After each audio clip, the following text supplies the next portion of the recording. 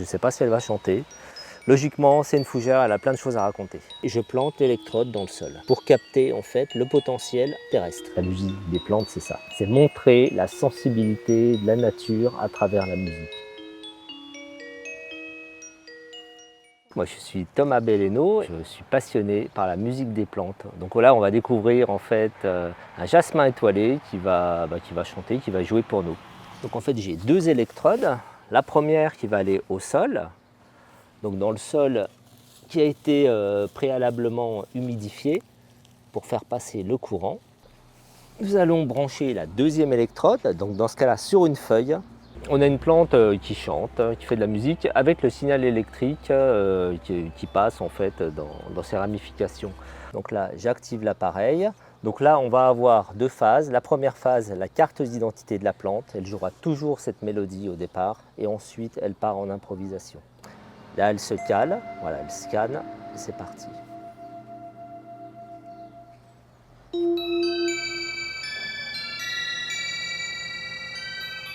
Dans les années 1960, par là, il y a le responsable de la CIA qui s'appelle Clive Baxter, qui utilise des détecteurs de mensonges. Donc une fois qu'il a terminé sa session d'interroger les gens, voilà, au lieu de s'ennuyer, il a eu une idée, c'était de brancher une plante et de voir ce qui allait se passer. Il va voir se dessiner effectivement des barres haut, bas, c'est-à-dire une activité électrique de la plante. Et après, petit à petit, ils ont développé cet appareil, le device U1. C'est de l'ordre de 600 €. On a la possibilité d'avoir 128 instruments. Et voilà, on est prêt à aller sur le deuxième spot. Parfait. En fait, comment j'ai découvert la musique des plantes? Quelqu'un m'a envoyé un lien de Jean Toby, pépiniériste et musiériste, où il parlait de la musique des plantes. Et j'ai reconnecté, je dis mais c'est génial ce truc. Et ça tombe bien, parce qu'entre-temps, pendant toutes ces années, eh bien moi, avec mes flûtes, qu'est-ce que je faisais? J'allais jouer dans la nature pour les plantes. Donc le retour était là, et du coup c'est les plantes qui allaient jouer pour moi, et j'allais jouer aussi pour elles. Donc là on arrive au jardin des Olfaxis à Coex. C'est par ici. Voilà. Cette fougère arborescente, j'ai jamais fait chanter.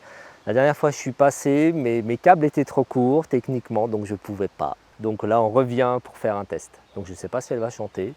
Bon, effectivement, elle a un peu souffert, mais voilà, faut pas s'arrêter. Des fois, les plantes les plus pitoyables, piteuses, sont les plus belles. On est en zone humide là, donc ça devrait aller. Et je plante l'électrode dans le sol. Et ensuite, on branche. C'est parti.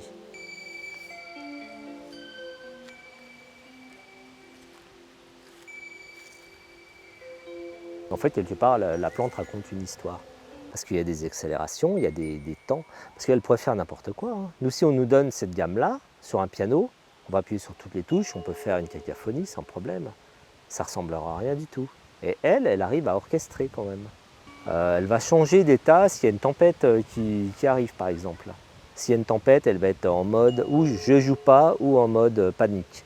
Panique, elle va jouer très rapidement et avoir des pulsations rapides en fait. Ça paraît un sujet un peu décalé, un peu fantasque. Alors déjà au premier abord, on dit je fais de la musique avec des plantes, personne ne croit, où est l'enregistrement? Voilà, c'est ça. Hein. La dernière fois, j'ai entendu une brève sur France Inter, les journalistes, en fait, ils rigolaient comme des baleines de ça. Ouais, faire de la musique aux courgettes, ouais, c'est drôle, mais voilà, ils n'avaient pas cette sensibilité pour prendre le sujet très au sérieux. Il faudrait expliquer de la magie de la musique des plantes et l'influence sur le corps.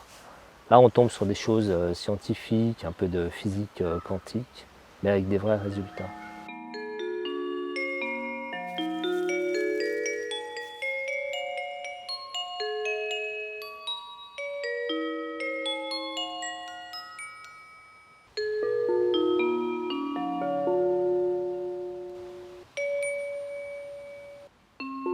Le but, en fait, de venir dans des sites comme ça, c'est de réunir plein d'éléments. On réunit le bruit du vent, on réunit l'eau qui coule, les gouttes qui vont tomber effectivement de la petite source là. Et là, il faut choisir le bon son. Et la magie s'opère parce qu'en fait, on crée un microcosme sonore. C'est votre spot préféré? Ouais, je crois que oui. Bah oui.